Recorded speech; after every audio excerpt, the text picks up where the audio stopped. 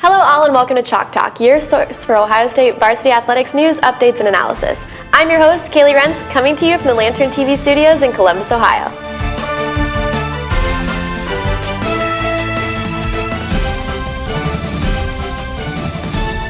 I'm joined by Senior Lantern reporter Andrew Todd Smith and Lantern TV's Assistant Sports Director Aaron Urian. Guys, how's it going? Wonderful. Fantastic. Great. So Aaron, you actually have some news from the Columbus Dispatch. What do you have for us today? Well, according to the Columbus Dispatch, starting in the 2016 season, a new system will be issued for ticket sales for fans. They'll be able to select all their seats online, much like a concert venue or whatever. And it's a similar kind of system that they've rolled out already for the faculty and staff here at Ohio State. So that's going to be made available to a lot of the season ticket holders as they make purchases in the upcoming seasons.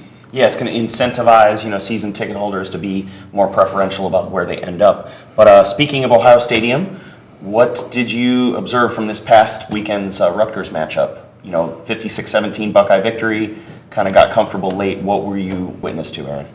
Well, JT Barrett, the quarterback, named the Big Ten Offensive Player, as well as the Freshman Player of the Week, receiving those honors yet again. Fourth time he's been named the Freshman of the Week, and the second time as the Offensive Player of the Week. 368 total yards, 5 touchdowns, 107 of them on the ground, a 33-yard touchdown scramble and a 5-yard touchdown scramble and a fourth down. Kind of looking, I hate to bring it up, but very Millerish. He's growing and evolving before our eyes every week. He can rush just as effectively as Braxton Miller. He had, as you mentioned, those 2 impressive draw plays where he's able to score on a 4th and goal, no less. JT Barrett, your leading rusher on the game, but then you have Jalen Marshall coming in at the H-back position. He's your all-purpose yardage leader at 129 yards. Really emerging as a special teams threat, punt returning, kick returning. So it'll be interesting to see how he continues to contribute his skill set to this evolving, again, dynamic Buckeye offense. Jalen's just getting better and better, and so as you improve, you get more opportunities. And Dondre's playing well too. But when Jalen goes, at any position, there's other guys that are getting more and more reps because they're just earning it. On the 2 tight end, we have 2. We had in the game plan last week to use a little bit of 2 tight ends, and for whatever reason, we didn't get to that package. It was in the game plan. We didn't think we needed to use it against them. We got up on them pretty early, and we didn't think we needed to use it. It adds an extra threat to the offense. When you got 2 guys like that, who rush for tremendous amounts, each game, and it just kind of throws a lot at the defense, and they don't know what to do. So it helps us a lot. Yeah. So of course we heard there, sort of evolving the topic, Urban Meyer addressing specifically the 2 tight end set that we saw used pretty frequently against Maryland. And he's saying that they had that play drawn up for use against Rutgers, but they never turned to it. And of course, Nick Van Nett, a key contributor in that scheme. Dontre Wilson not necessarily getting the jet sweep opportunities that we saw, in College Park. It looks to me like they're really starting to open up and develop the playbook. Yet again, you have a quarterback coming in just like Braxton Miller when he started under Coach Urban Meyer. He had to cut down on the number of plays. Now they're starting to build that back up because he finally has the personnel and the sets to put into the game. It prevents you from getting a little one-dimensional. Now instead of having to worry about, the quarterback's going to beat us, it's, the quarterback now, the backfield or even the H-back. They could beat us over the side or over top. But most interesting thing that I found is how they spread the ball around the backfield. I called it a stable of running backs at the beginning of the season. Ezekiel Elliott, he only had 12 rushes, 69 yards, and a touchdown. That brings him up to a season total of 531 yards and 4 touchdowns. But the backfield really isn't as greedy as you would expect it to be. You had mentioned last week with Rod Smith. You have situational backs that come in, short yardage pickups, touchdown situations. They get that extra punch and power that you need to get it over the line and through the line of scrimmage. This is a good thing because you're going to lower the risk for injuries. I feel like there's a negative connotation whenever you say, their running game is something that they accomplish by committee. It makes it sound like there's somebody that can't step up more than their limited contribution. That's not the case with these Buckeyes. They have guys that could step up, but as you said, for the benefit of their health and avoiding injury, they're able to get fresh legs in the game and provide, a sort of a new look on every set of downs, every new series. Let's talk about Penn State. So they're going to Happy Valley this weekend. and Penn State will be taking on, for the first time this season, they're 4-2 on the season, but the first time they played a ranked opponent. Number 13, Ohio State, coming into their house. We anticipate a whiteout condition in terms of the fans dressing for the primetime matchup, but Penn State, pretty stout rushing defense. They're giving up 60 yards per game. But Aaron, do you think that's a deflated stat, as it were, because of the strength of schedule of the people they played so far? Of course, they're coming off a 2-game losing streak, Northwestern and Michigan, but is that number a loaded thing for you to kind of read and process? It appears that it is a defensive struggle when it comes to Penn State, but I think the offense, I think their numbers are inflated a little bit. I think teams pass first against them and don't rely necessarily on the run to defeat them and get the next set of downs. I asked the question a little bit with an agenda there. Yeah, you're right. They're 55th in the country in pass defense, so they may lead in rushing defense. You got to take the whole picture into account to really get a feel for what this team is doing. Christian Hackenberg, though, outstanding passer, 59% completion on the season. Now, he does only have 5 touchdowns to a 7 interception ratio, which kind of surprised me when I looked it up. And of course, we see these Michigan Wolverines struggling this season, but they were able to get the win. So I'm not sure, again, what we're going to see from Penn State, if they're going to be fired up and slinging the ball downfield with Hackenberg, and if they're able to be one-dimensional and take advantage of a, frankly, improving Buckeye secondary, then power to them. Deshaun Hamilton, their redshirt freshman wide receiver, I think he's a player to watch out for, number 5. So we'll have to keep an eye on the Hackenberg-Hamilton connection. But let's talk about defense really quickly. What can you sort of prognosticate happening on Saturday? Well, I think Ohio State wins the turnover battle. You said it. I mean, he's thrown 7 interceptions on the season. I think Eli Apple, as he continues to grow as a cornerback into that position, and even Duran Grant, who came up with the scoring save against Rutgers last week at the end of the first half, I think the defense comes up big. I think Ohio State's defense comes up big come Saturday. I think when they roll into the game, the student section will be there, the fans will be there to be dressed head to toe in white. They may even roll up the bottom of the trousers a little bit, just like a certain coach used to do. But I think by the end or middle to the end of the third quarter, the wind is going to be taken out of the sails. I think Joey Bosa has a huge day against Hackenberg. He had 2 sacks last week. I think he gets another 2. And just sort of a final note, Ohio State's secondary, much maligned, through the first half of the season, I think it's safe to say, and certainly last year. But Rutgers, coming into the game last week, number 4 in passing efficiency. Based on the defensive stance that Nova faced, they've dropped to 10 in the country. So clearly, that's a guy who is efficient in the passing game. It's in the name of the stat. And they were able to contain him. And I don't think it's going to be any different. As you said, Bosa, that pass rush, we talked to Duran Grant and Joey Bosa at that media opportunity on Wednesday, and they had some pretty interesting remarks, both about the environment and about the role that they play, in conjunction with the linebacking core on defense. It's number 1 from because I've been there my sophomore year. It's up there. It's definitely number 1. It'll be night game, lights on, but we'll be in the white. So yeah, well, I think our stadium is better though. They're trying to talk to us about it so we don't get nervous. I'm really excited. I've been talking to everybody all year about Penn State is supposed to be the craziest environment. We play in front of 108,000 people every weekend, so it kind of sucks when we go away and they don't have an environment like that. So I'm pretty excited. Yeah, we talk to each other. Our whole unit, the corners. From Nick Serac to even Damon Webb, we all conversate to help each other get better. Oh, Tyvis Powell, definitely. That's my safety to my side, and we have to have that connection. We had to have that verbal connection. Last question. Throughout the week. Curtis. Yeah. He's senior leader. He's always talking to all of us, going down to the offense, talking them up. He's just always helping around, always being a good leader. What do you see out of Raekwon? He's going to be a player. Coach Meyer always comes up to me during practice and talks to me about him, but yeah, he's going to be sick. I love rushing on the same side as him sometimes. I'm always looking back. He's a strong, physical guy, pretty big, 225, finally got his weight up. Super fast, going hard all the time, and he just brings energy. So guys, what are your score predictions for this week's game? I think the offense continues to roll, but Penn State is going to have an intangible advantage in Happy Valley. So what I'm going with 45-17. 49-10. All right. Ohio State. Sounds good. I don't think...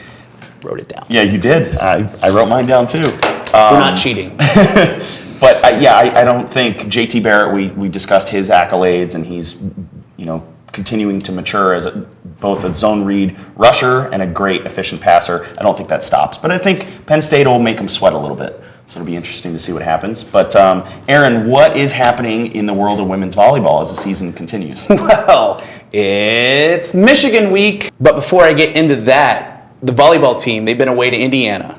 They swept the Hoosiers before forcing 5 sets against the Boilermakers. In that game, they went down 2-0 and then came back, even it up, forced the 5th set. Now the 20th ranked Buckeyes are back home again from Indiana and will face Sparty and the Wolverines, which, by the way, is a horrible band name. Earlier in the week, I was able to get a feel for what's coming up as the Buckeyes progress to the midpoint of the Big Ten season. We came in here on Monday, and we were all saying it was Michigan week. So, it's big for us, and it means a lot to the school too. So, I'm sure we'll have a big crowd on Friday and Saturday, which will be fun, and everyone will be in on it too. Me personally, I'm definitely so excited to play State and Michigan the same weekend. It's rivalry week. Actually, for me personally, my dad graduated from Michigan, so he's really pumped up about seeing this game, and my aunt graduated from State, so both in my hometown area, so just really excited for this weekend. Obviously, with the rivalry, that's really exciting, just to be able to bring in all the fans. Just because we're playing each other, and just to play some good volleyball from both sides. I think that be able to represent our schools in the rivalry and the competitiveness between both schools. Players I expect to see a big game from this weekend are the middle blockers Taylor Sandbothy and Tyler Richardson. I think the defense comes up big in both games this weekend. I also kind of expect the setter, Taylor Sherwin, to start to lead the attack offensively with their serving. Andrew? Yeah, no, I think it's an interesting storyline with Richardson, sort of starting to assert her skill set on this team, and of course, hailing from Michigan. So it's good to hear from her there. But like you said, a big weekend of Big Ten play for these women who are, despite the setback at Purdue, clearly taking care of business in the conference. I think the Big Ten, we've heard from Jeff Carlston numerous times throughout the season. You have number 25th ranked Minnesota, who they lost to, but now number 10th ranked Illinois, who they beat. So clearly they're in the conversation of arguably hanging with the best teams in the conference. And they get the revenge game against Minnesota later. Good point. So as you were alluding to, Aaron, 7:00 p.m. game tonight against Michigan State, and then they'll be hosting the Wolverines of Michigan at 5:30 p.m. So to avoid some confusion there for fans that want to go support the women of volleyball. And it's before that primetime lineup, so you get a double dose of the Buckeyes. There you go. Yeah, absolutely. So Aaron, you'll be rejoining us a little later in the show for some insight into the college football playoff rankings that are due to come out on Tuesday. We're gonna tag team an attempt at our predictions for how those rankings will go. But transitioning now to women's field hockey, the Lady Buckeyes were coming off a 2-1 overtime victory over the Indiana Hoosiers on the road last Friday, and Peanut Johnson and Annabelle Sams both scoring unassisted goals in that game. So they had momentum moving forward, big conference win, but they struggled at home against Iowa on Sunday, dropping a 4-2 decision. They did trail in that game 4-0, but the team showing a little bit of tenacity and intensity and being able to come back and score twice in the 69th minute. The same contributors that I just mentioned from the Indiana game. Peanut Johnson had that overtime game-winning goal in Bloomington. Well, here she scored before Sams, the first goal to get the Buckeyes on the board. Emma Royce assisting her off a hit from a penalty corner, and then Annabelle Sams able to get the unassisted goal to have the deficit. So the Buckeyes, again, showing that they can hang with some of these ranked teams in the Big Ten. The structure of the Big Ten is such that there are 9 teams that compete, and only 8 of them make the Big Ten tournament. So going into Saturday's matchup at Northwestern, it's going to be key for them to continue to dominate the battle of possession, continue to have a strong showing from freshman goalkeeper Liz Tamburo and ride the success of these players like Maddie Humphrey from the penalty corner service spot, as we mentioned last week. And Peanut Johnson continuing to lead this team. She's all over the field. She's a very dynamic player with good stick skills and really contesting possession very well from what we were able to see against that Iowa Hawkeyes team. Right, Iowa's an incredible team, a lot of speed, so we really wanted to press their backs first to try to keep it from going up too high because they really made us pay once they got in our attacking half. We're just kind of a scrappy team that plays till the end, which is good. We just have to do that the whole game and kind of wait a little too late. What we had to do is just kind of make them just capitalize on any sort of transition or coming up with the ball as a team, and I think we really wanted to win that game, especially because it was our coach's 300th, so we just had to put that one away. Well, I think you need to have amnesia in this sport. Like, you need to be able to, whatever happens in a game, a result, you need to be able to just forget about it and move on and get to the next game. And I think we could learn a lot from the Indiana game. I mean, they just worked their tails off, but Iowa was just coming off of a loss, so I knew they were going to come out on fire. You know, to be able to come back, and a lot of teams would have like packed it up and folded up. But they came back, scored 2 goals in under a minute. Unfortunately, we couldn't get that earlier, so we had more time, because I think if we had about 5 more minutes on the clock, we probably could have balanced it out. Said they're going to be in Evanston, Illinois this coming weekend, and then they will be hosting the Michigan Wolverines to conclude the regular season, try and get that elusive second and third conference win going into postseason play. They will be hosting Michigan at home on Sunday, November 2nd. But let's move on to the world of men's soccer. They're doing pretty well right now. They beat Wisconsin last week on the road on Wednesday evening. They take on a Bowling Green State team who was pretty physical. Well, I think with the men's soccer team, they've really now finally found their starting lineup. This men's soccer team's set, and it's set with Danny Jensen at forward. And I think that that's a great pick. Bowling Green State University, the Ohio State Buckeyes had their biggest win with 3-0. They have not beat a team by 3 points yet this season. Yanni Saris is now leading the team with 5 goals on the season. Liam Doyle right behind him with 4, but Liam Doyle is the PK taker, so him getting a lot of his goals off of that.